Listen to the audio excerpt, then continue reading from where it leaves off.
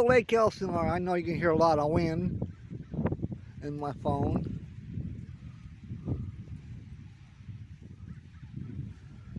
There's the Ortega Mountain.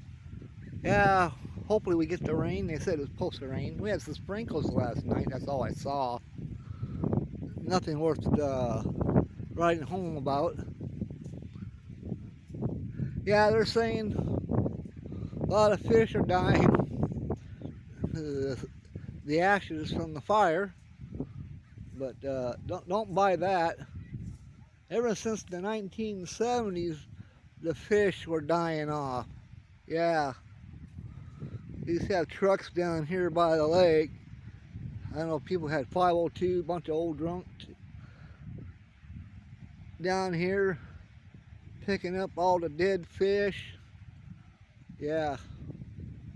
Maybe the fish are dying because they're sticking their head out of the water because they can't stand the lake.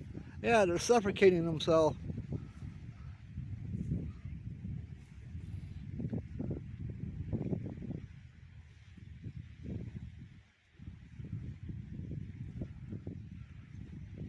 Got one fishing guy out there. He's fishing 2 poles. I don't know if they ever changed the law or not, but one person only supposed to have 1 pole.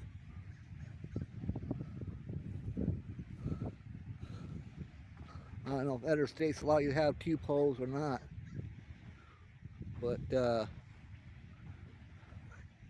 taking a big chance too. I seen a fish one time.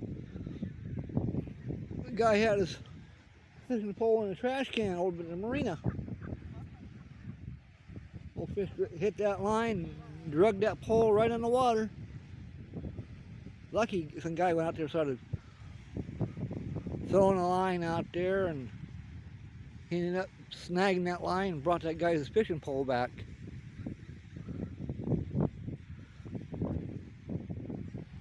Yeah, it sure would be nice if it rained. And it's sad for those people that lost their homes, getting ready to go in the winter pretty soon. Yep. Probably going to be a lot of lawsuits over that one.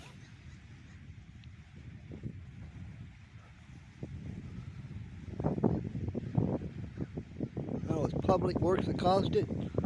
They caused the spark, and next thing you know, thousands of acres burned up. But the Ortega on this side, facing Lake Elsinore, didn't get burned up as bad as I thought it would.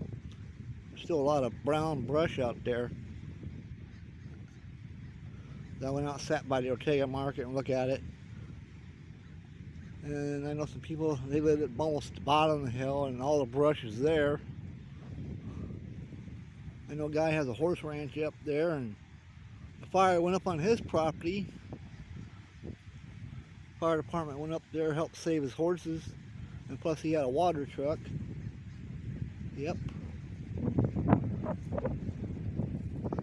Yeah, I bet you hear a big gust of wind right there.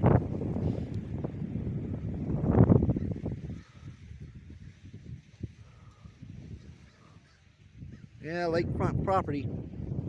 Oh, I bet they were hating that in 1990. 1990, this lake turned green as that grass. Oh, man. It started smelling like a sewer. Made the entire town stink. Yeah, it was bad, man. Nothing gag a maggot.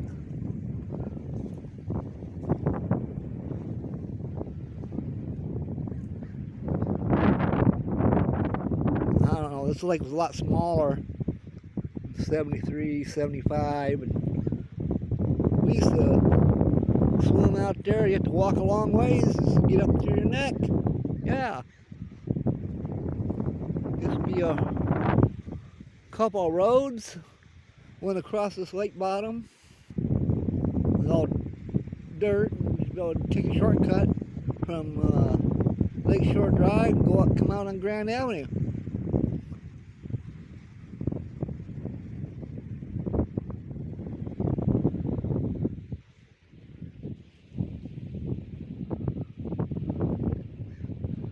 I think the sky's a little clearer.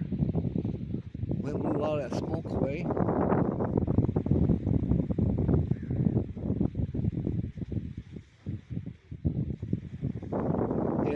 peaceful village.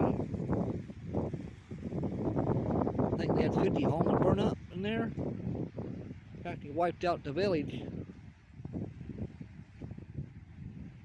Yeah, you gotta live up in there, man. You gotta keep your property cut down, and you got vacant land next to you.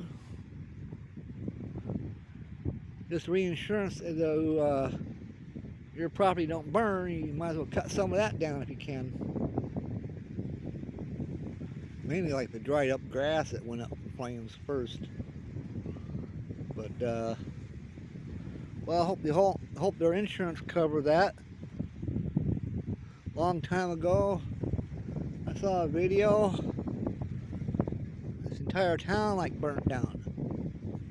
Some of those people, years went by, and some of those people still weren't paid by their insurance company. Yeah. Like they didn't have the money to pay the people. But yet our government talking about giving migrants the money for a down payment for a house, maybe up to $150,000. Yeah. Well, don't you think the government should go buy and all the lumber and hire contractors to go rebuild those people's homes? Yeah.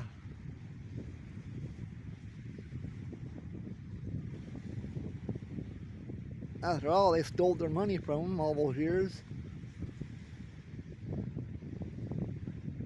Forced businesses to leave the country. Yep.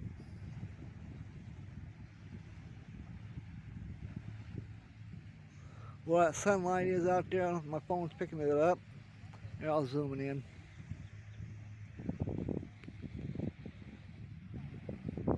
See a little brown hill right there above that levee? They call that Rome Hill. Yeah.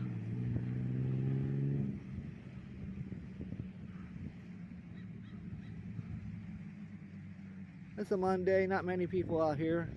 Just a few of the locals. Anyhow, thanks for watching my video. Thank you. Bye-bye.